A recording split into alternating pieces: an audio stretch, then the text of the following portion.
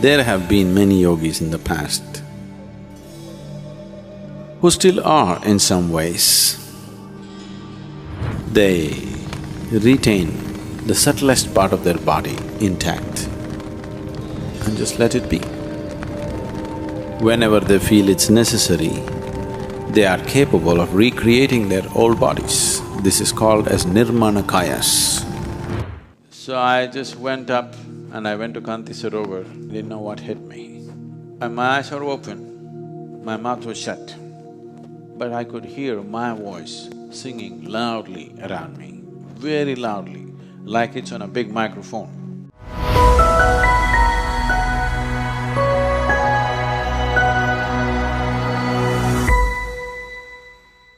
Somebody said something about Babaji way back. Now everybody started talking about him, they started making movies about him, everybody started seeing him everywhere. The reason why I always refrain from speaking of anything that is not yet in people's experience is because people have no hold or no control over their imagination. They will become very hallucinatory. 90% of the religion has become hallucinatory because people have no control over their imagination. Suppose I start talking about angels right now. You see all the white cloths and the blue cloth. The moment you talk about something that is not in people's experience, you will always see in any group of people, the most stupid will see it first. The intelligent will sit there and wonder what the hell is happening. Simply because they have no hold over their imagination, it just flies. Immediately they start seeing, they're not lying, they start seeing because they have no control over their imagination. So, I don't want to speak about Babaji as such because too much has happened in his name But is such a thing possible?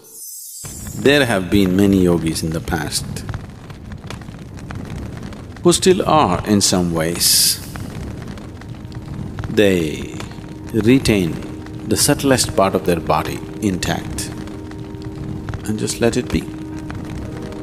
Whenever they feel it's necessary, they are capable of recreating their old bodies. This is called as nirmanakayas. Such people are known as nirmanakayas who recreate their own body. Gautama, the Buddha, is supposed to be one of the nirmanakayas. There are many others who recreate their own body as it was then, a youthful body as they liked it. Maybe this is 100 years later, 1000 years later, whatever number of years, because number of years is not at all the issue. What you call as time is, for this body, one kind of time, for another body, another kind of time, isn't it? See, for your body, 10 years means this much, 20 years means that much, 30 years means this much, 70 years means that much, it's like this. Suppose you take a dog, your 1 year, maybe 15 years for him, in his experience, isn't it? If you take an insect, maybe your 1 day is 50 years for him because in 2 days he'll be gone. So the experience of time and the way life experiences time is very different. In the life of this planet, 100 years may be just a second, we don't know the calculation, but it is very small, isn't it? So this is not just from human perspective. It is not about comparing everything to our lifetime and coming to it. Even in the perspective of that creature's life, it is so.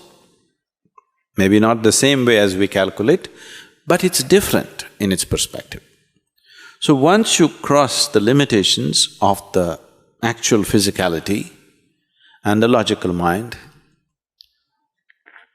time is not an issue. You will see, once you get into a certain state of experience within you, you sit there. If you sit there for 1 hour or 2 hours, it feels like a minute.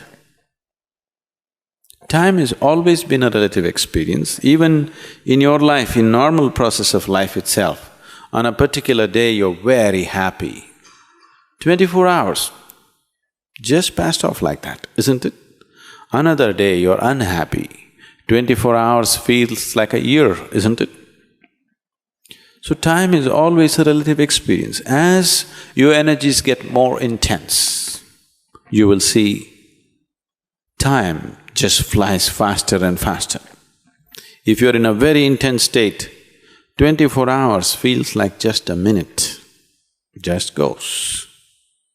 So, because when you live intensely within yourself, 1 year just goes like a whiz, you don't know what's happening. Before you turn around and see, years are just gone because you live intensely.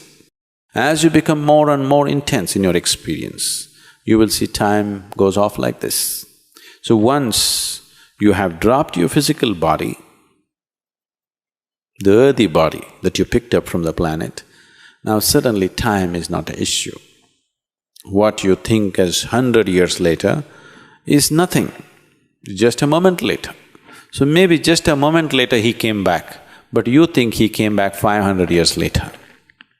In his experience, he just turned around and came back. But in your experience, it's 500 years later. The more I talk about it, the more nonsensical it'll become. Because there is a point beyond which you cannot speak logically. Today, do you know, modern science is talking about fuzzy logic? Fuzzy logic means no logic, but they're unwilling to admit that they are becoming illogical. It's a shame for a scientist to be illogical. So they're discovering new words and they're saying it's fuzzy logic. If it's fuzzy, it's not logic, isn't it?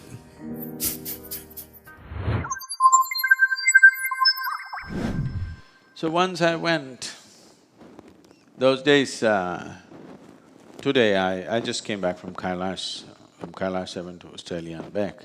At that time, I just went by myself, by a local bus. Generally, I sat on top of the bus and went, because I didn't want to miss the mountains. And these are crazy buses. They start at 4:30 in the morning from Haridwar and go straight to either Gaurikund or to Badrinath. They have to get there, so they don't stop anywhere. So I went and sat on top of the bus because I don't want to miss even a bit of the mountain. And electric wires will come. He'll just shout, "Bijli!" You just lie down and again get up. So I went there without any kind of things. That's not the first time I went. I've been, I think about 26 years, I went continuously, every year. And just my jeans and my t-shirt, and I have a canvas jacket which I used to ride in South India. It's very good for the rain, but suddenly I realized when you go to the cold, the damn canvas jacket gets colder than the atmosphere.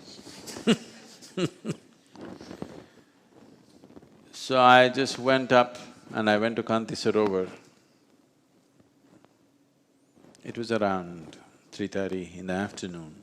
I just sat there and I didn't know what hit me.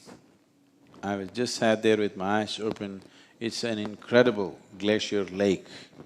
It's as nature, it's phenomenally beautiful. And my eyes were open, my mouth was shut, but I could hear my voice singing loudly around me, very loudly, like it's on a big microphone.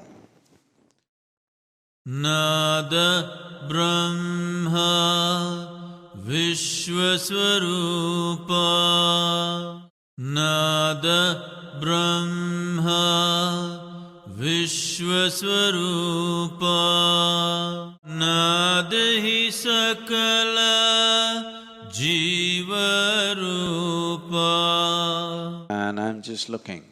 It's my voice clearly singing this chant. For the first time I'm hearing it, but it's in my voice. But my mouth is clearly shut. So I sat there listening to this, and that's what we chanted just now. Sound is not seen as a physical quantity. It is seen as the last bastion of physicality. In yoga, we are looking at the sound as the last citadel of physicality. Beyond that, there is no physical. It means sound is everything and sound is life. All the life forms are sound. Sound means a vibration. Today modern physics is proving everything is just a reverberation in the existence. And what is karma and what is dharma means, what entangles you is karma, what liberates you is dharma. Both are sound. What is bondage and what is liberation, that is also sound. What is referred to as Shiva and Shakti, that is also sound. Everything is sound.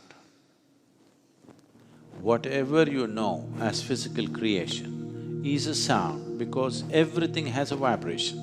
Where there's a vibration, there is a sound. Whether you can hear it or not is the only question, but there is a sound. Wherever there is a vibration, there is a sound.